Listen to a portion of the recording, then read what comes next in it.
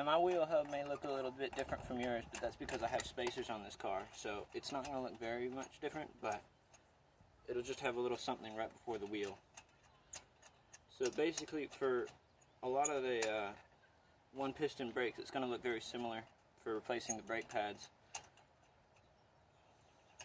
So this should pretty much be a universal guide, but what I'm using is a 1988 Mazda RX7 convertible. And these things have single piston brakes in the back and I think 2 piston brakes in the front.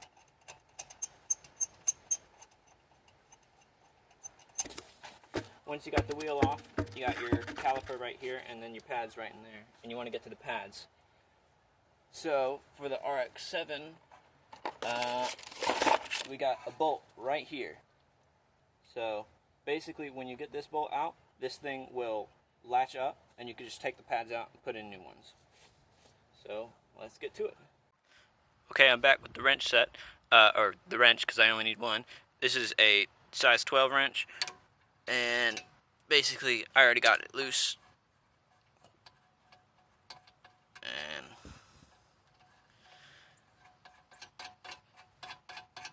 alright, so if you see this bolt, you can't pull it out all the way. That's because it's connected right here. So when you pull it out this much, then the caliper should slide up. Alright. Then you just basically take out the pads. And oh, come on. There we go. Now these pads aren't too bad.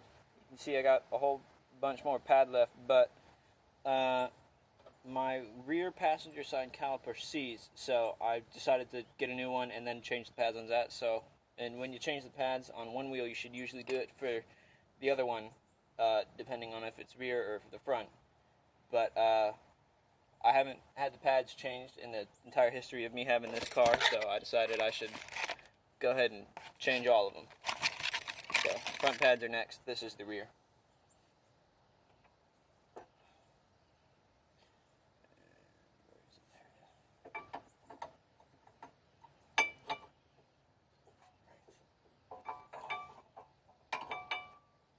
Pads, you don't have to get anything special. Just head over to AutoZone and get some pads. They'll get you what you need.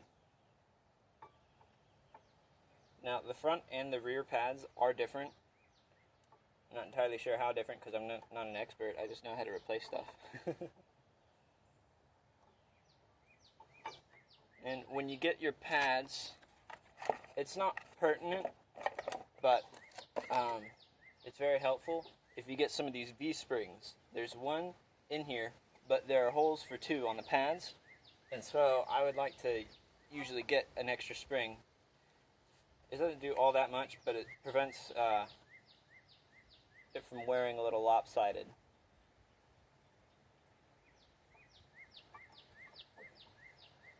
Once the pads are in and the V-springs are in, you gotta get the caliper back in. Alright. And sometimes if the caliper won't let you push it in like this, then you gotta get the C-clamp and you just squeeze these 2 bits. And I'll do that and I'll be right back. Alright. So I got the caliper back in.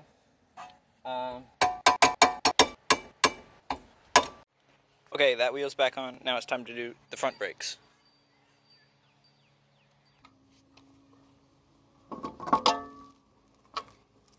Right. Wheels off.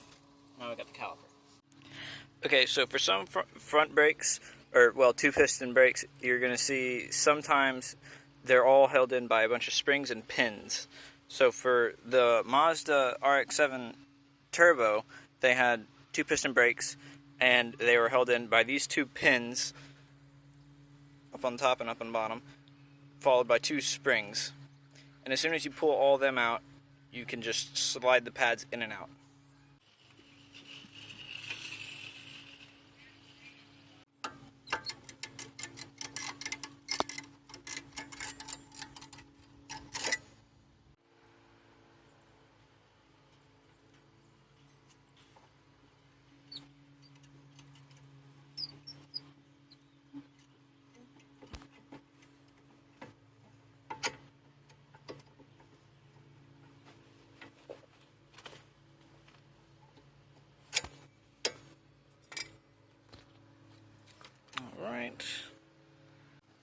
So for the Mazda Turbo 2 brakes, or the two pistons from the FC, the pads are pretty flat, and sometimes if the caliper is holding them in with the piston, I don't know if you can see it or not, but the piston is holding it in so I can't wiggle it out. So basically, just use your old pal, the C-clamp again, and you just clamp these two bits right here to push the caliper, or to push the piston back in. And I didn't have two C-clamps, so I just used a C-clamp and my pliers, or my vice grips. And so now that the piston's pushed back in, I can just slide it out.